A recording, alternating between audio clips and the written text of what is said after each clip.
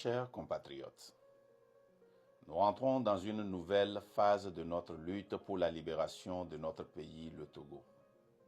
Aujourd'hui, je me tiens devant vous pour examiner les 20 dernières années de gouvernance du président Faure Gnassingbé. Nous allons évaluer objectivement les performances de notre nation sur les plans économiques, social et politique.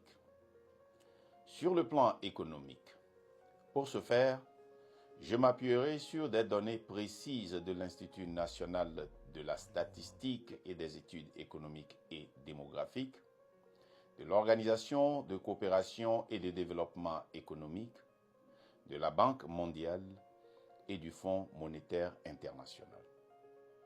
Selon ces rapports, au cours des 2 dernières années, le Togo a affiché un taux de croissance économique en moyenne de 5,3% par an, une croissance qui ne profite qu'à une minorité pieuse.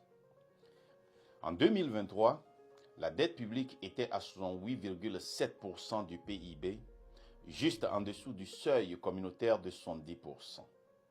À la fin du mois de septembre 2024, cette dette s'est aggravée et se chiffre à 4 070 milliards de francs CFA, soit son 11% du PIB en 2023. C'est pourquoi l'État s'endette pour financer des dépenses publiques et on se pose des questions sur la viabilité de la politique budgétaire de Faure Gnassingbé. En décembre 2023, il a sollicité et obtenu du FMI un crédit de 390 milliards de dollars, soit 244 milliards de francs CFA. Ce dispositif est une aide financière à moyen terme aux pays à faible revenu qui connaissent des difficultés prolongées de balance des paiements. Sur le plan social, le taux de pauvreté demeure élevé et plus de 51,1% de la population vit en dessous du seuil de pauvreté avec moins de 22 800 francs CFA par mois.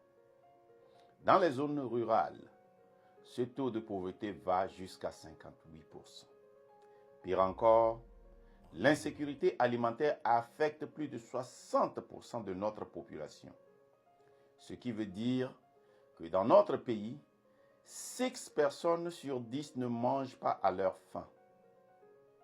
À cela s'ajoute l'accès précaire et inéquitable aux services de base tels que la santé, l'éducation, l'électricité et l'eau potable.